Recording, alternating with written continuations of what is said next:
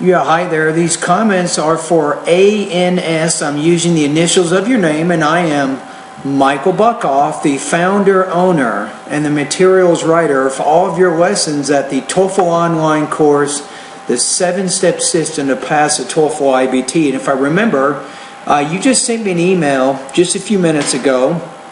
My TOEFL IBT writing specialist just scored your independent writing practice test, and you wanted to know why you received the score that you did, right? So that's what we want to talk about right now. So let's take a look at what you wrote. And first of all, we have the question here. You have, it is generally agreed that society benefits from the work of its members. Compare the contributions of artists to society with the contributions of scientists to society. Which type of contribution do you think is more valued by society? Give reasons to support your answer. Now, I have an additional service. It is called my error correction service, and I'll show you a little bit of how it works right now. So if you want to use it for one of your essays later on, you can do that. But I think the reason you're getting the score of 3.0 out of 5, and let's take a look at the rubrics here. I think there's probably 2 or 3 reasons why you get the score that you do. And I think one of them here, I think, however, it is sometimes difficult to understand the connection of your ideas. So I think you have some organizational issues with your writing that you can probably work on a little bit more. We'll explain that more as I look at your essay. Another one is, has problems with sentence formation and word choice that makes your ideas and meaning unclear. I think that's another problem that you might be having. So I think it's a combination maybe of some organizational issues and then some editing, grammar, or word choice type issues that you want to work on. Alright, so first of all, when we take a look at the prompt here, I think it's better when you get to body paragraphs 2 and 3 that you compare. You compare the contributions of both. You have here the artists and also the scientist. And in this case, I think what you want to do in that second paragraph is to objectively talk about one of those groups. So you say first of all. Now, if you use the idea of first of all, it's logical in that next paragraph you'll say second of all. But you didn't really do that. And when you get to that second paragraph, you say we have to admit the great artworks and the magnificent artists like the Mona Lisa or the Last Supper. Right? So this paragraph, I would focus exclusively on the artists, objectively look at what they do, why they're successful, and how they contribute to society. I wouldn't take a position, simply explain why some view artists as being important. So instead of saying we have to admit, instead of including the audience and also you in this, you might focus on a group. You might say, first of all, there are those who believe that artists have contributed to society. If you start off your topic sentence like that, then you start off with more an objective tone framed around somebody else's point of view. Now when you get to the third paragraph, you'll say second of all, you might want to say there are others who believe that scientists have made positive contributions to society. And in this case, I wouldn't focus at all on artists. I would specifically focus just on scientists and what contributions some believe they have made to our society. And then when you get to this final paragraph here, this fourth paragraph that you have, I would focus on the part of the question that says this. Which type of contribution do you think is valued more by society? This is where the tone changes. You now get into your argument, what you believe. And of course, based on your thesis, you believe that scientists have given more contributions to society than artists, right? And that's your argument. That's a great argument, right? So I would hold off on your argument until you get to that fourth paragraph. Now, if you're not sure what I'm talking about, if you go to my website, you can take a look at the model essay. The model essay has a better organization than what you have.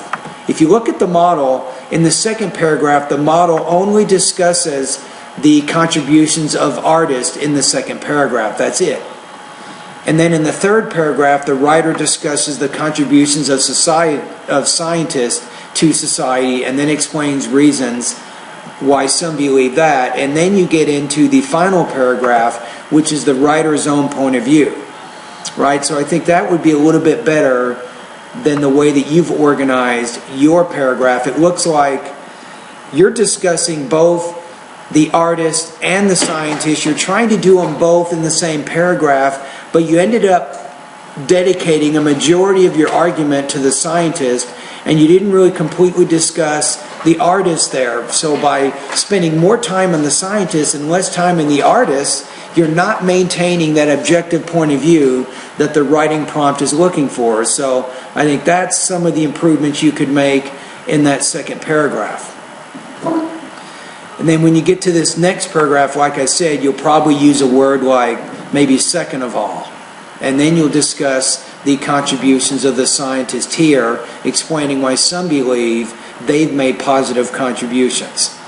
Right? So let's go back to the rubrics here. So in addition, I think, to connecting your ideas or reframing your ideas more specifically around the writing prompt, I think you can also make some changes with your sentence formation and also your word choice. So what I'm going to do right now is, this is a service I offer. I'm just going to go through and correct one of your paragraphs. I'm not going to go through all of them, but if you pay for my additional service, I'll be more than happy to go through your whole essay and to point out what kinds of sentence structure, punctuation, word choice problems you might be having here. So with the second paragraph, you say, we have to admit the great artworks of the magnificent artists.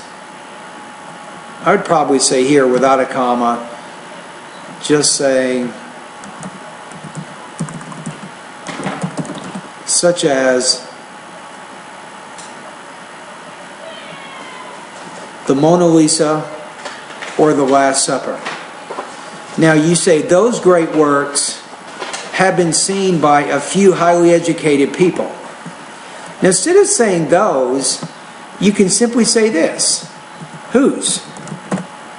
You really mean their great works have been seen, right? So you're avoiding a more complicated grammar. You probably don't understand it. You might want to Google it. But you could have said here, whose great works? And here I would say not has, but have been seen by a few highly educated people. And if you say but, you have on the contrary. If you say on the contrary, you don't have to say but. If you say but, you don't have to say on the contrary, because both of those words serve to introduce a contrasting idea, something that is different from what you've previously said. So I'm going to go ahead and get rid of on the contrary to avoid what's called redundancy. You say, but the scientists, and the apostrophe there is good, the scientists' contributions, and I would use here have exceeded the barrier of time, and the great effect of the benefits of their contributions. I would use here present perfect, not the past perfect. And probably after time, use a comma, then in the great, I would just say,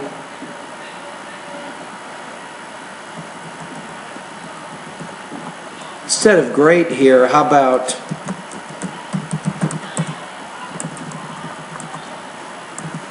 maybe beneficial?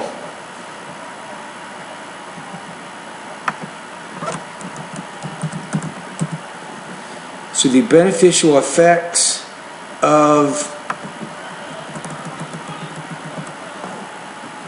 their contributions have reached many more generations after the scientist era.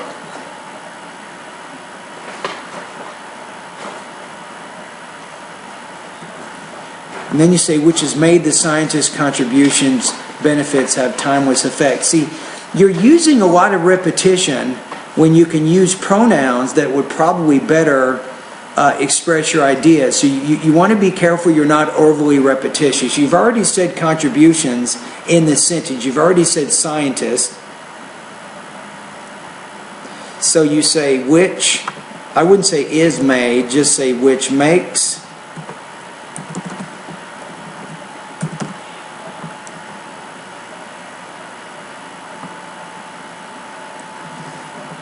How about which makes their contributions, I would just say timeless, and get rid of everything else in that sentence there. You can probably save yourself 4 or 5 words.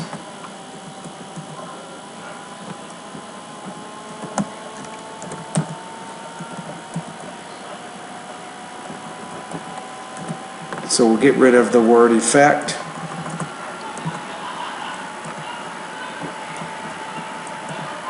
And you have, for instance, the Einstein relativity, I think here you want to put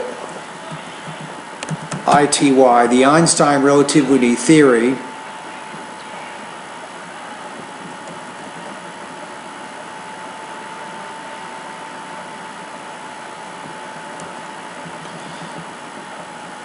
If you say which had regrounded, which are, you actually have no major, you have no subject and verb in that sentence. So you might say the Einstein relativity theory, get rid of which had, and just said regrounded the basics of 2 major disciplines of human knowledge here. And after there, I would just put a colon here and then put math and physics.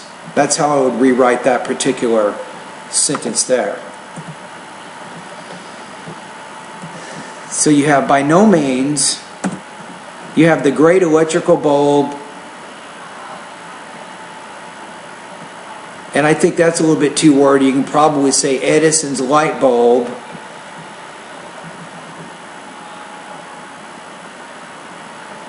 I would probably say here, not by no means. I think that's the wrong word. I would say furthermore here. You're adding, you gave one example of how Einstein's theory of relativity, it regrounded the basics of math and physics, right? Now you're talking about the great electrical bulb of Edison, right? So that's another idea. Maybe furthermore, you might say, instead of bulb, you can put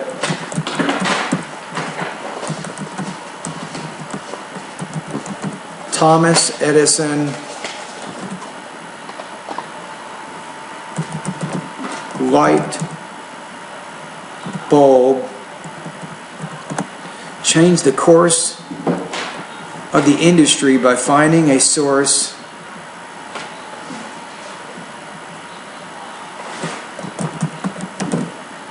power. And you got a lot of problems here. I'm going to try to straighten this out. So you got furthermore, Thomas Edison's light bulb changed the course of the industry by finding a source of power.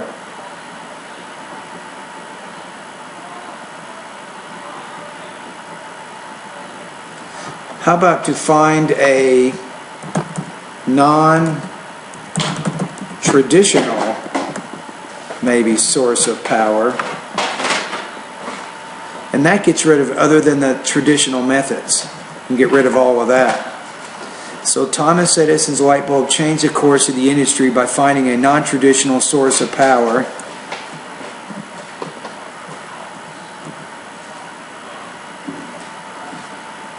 You might want to say enabling workers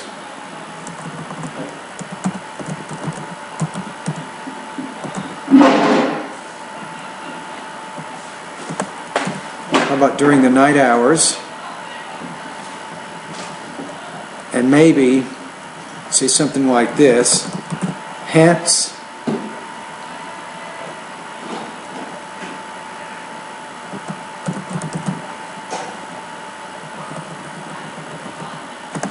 something like having a tremendous effect on the nation's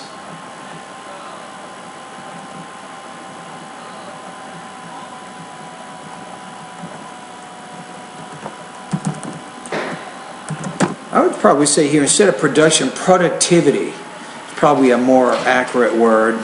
Nations here, apostrophe S.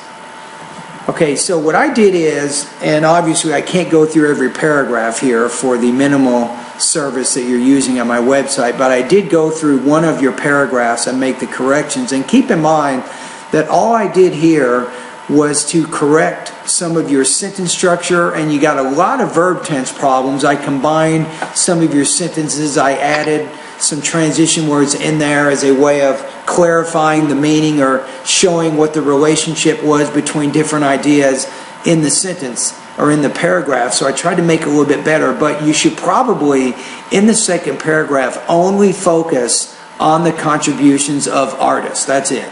That's all I would focus on. Then in the next paragraph, then focus on the contributions of the scientists, and then state what your argument is in that final paragraph. Okay, so let's go through the paragraph one more time though. First of all, we have to admit the great artworks, instead of art, just say the great works of the magnificent artists such as Mona Lisa or The Last Supper. Actually, I just noticed this.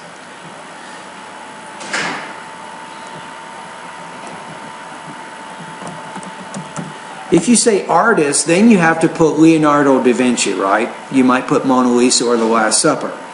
Because artist means a person. So we have to admit the great artworks. Probably don't even have to say all of this. Because great means magnificent, right? So we have to admit the great artworks such as Mona Lisa or The Last Supper.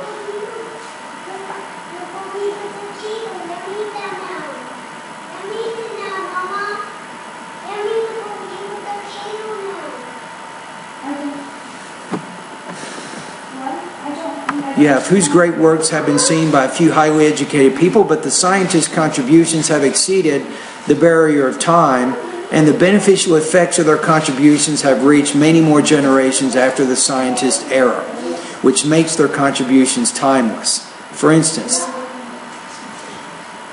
the Einstein relativity theory, or you might say the theory, or Einstein's theory of relativity, might be a better way to say that.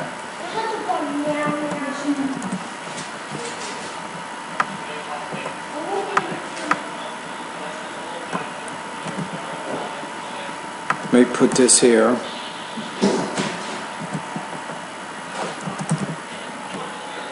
So you have, for instance, Einstein's theory of relativity regrounded the basics of two major disciplines of human knowledge, math and physics.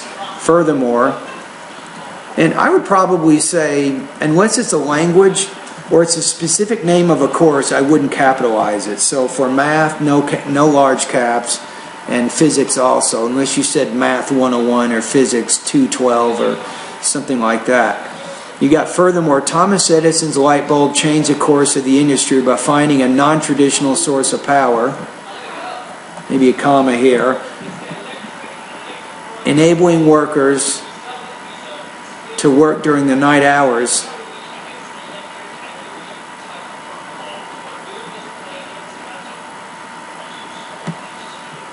Maybe it's better here to use a semicolon and then create an independent clause here. So hence,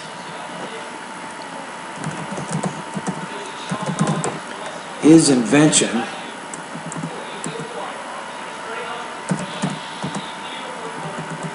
there had a tremendous effect on the nation's productivity.